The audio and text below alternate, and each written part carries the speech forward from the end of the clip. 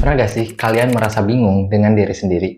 Kadang kita merasa banyak potensi, tapi di sisi lain, ada kelemahan yang bikin kita ragu untuk melangkah. Nah, di video ini kita akan bahas gimana cara mengenali kelebihan dan kekurangan diri. Memahami kelebihan dan kekurangan diri adalah langkah awal buat pengembangan diri, atau yang biasa disebut self-development. Ini penting banget karena ini menyangkut kepribadian kita dan juga bagaimana kita mengambil keputusan dalam situasi tertentu.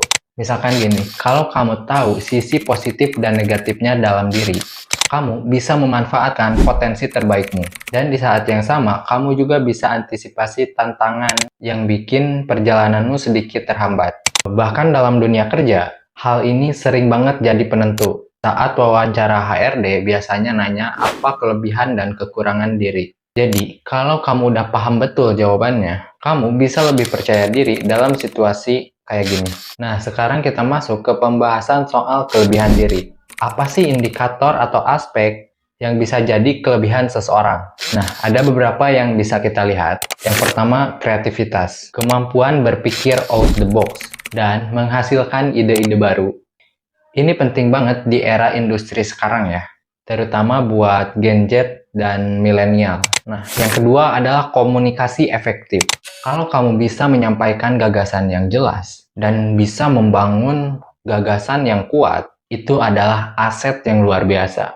Yang ketiga, keingintahuan yang tinggi. Jadi, orang dengan rasa ingin tahu yang lebih besar biasanya selalu terbuka untuk mempelajari hal baru.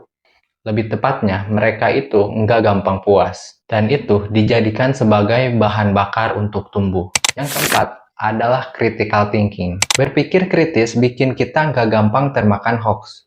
Dan lebih mengutamakan fakta daripada asumsi. Yang kelima adalah problem solving. Kemampuan ini biasanya bisa memecahkan masalah dengan cara yang tepat, bijak, dan nggak egois. Dalam perusahaan, kalau orang punya kemampuan seperti ini, sering dianggap aset penting. Selain aspek-aspek kelebihan, kita juga punya kekurangan. Bahkan, orang yang sempurna di mata kita pun pasti ada sisi lemahnya. Pertanyaannya, mau kita apakan kekurangan ini? Kekurangan bukan sesuatu yang bisa dihindari ataupun ditolak mentah-mentah. Justru, kalau kita peka, kekurangan ini bisa jadi peluang.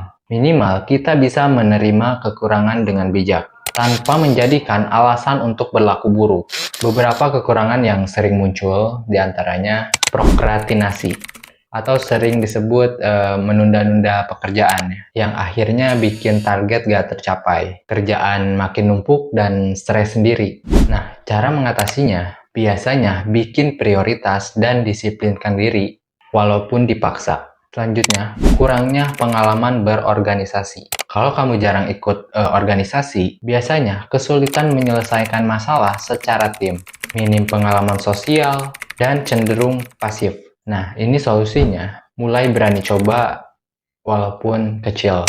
Terus, selanjutnya adalah keraguan. Ragu-ragu justru bikin kita kehilangan kesempatan. Kalau kamu terlalu lama mikir, kadang peluang udah keburu hilang. Jadi, penting banget buat latih kepercayaan diri dan kemampuan buat ambil keputusan.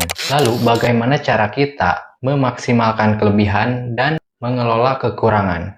Ada beberapa langkah praktis yang bisa kamu coba. Yang pertama itu self-improvement. Kenali hal-hal yang kamu kuasai, sekaligus kelemahan yang sering bikin jadi penghambat. Catat lalu pelajari cara meningkatkannya. Terus yang kedua adalah bangun hubungan dengan orang lain. Dengan paham kelebihan dan kekuranganmu, kamu bisa lebih jujur dalam berinteraksi.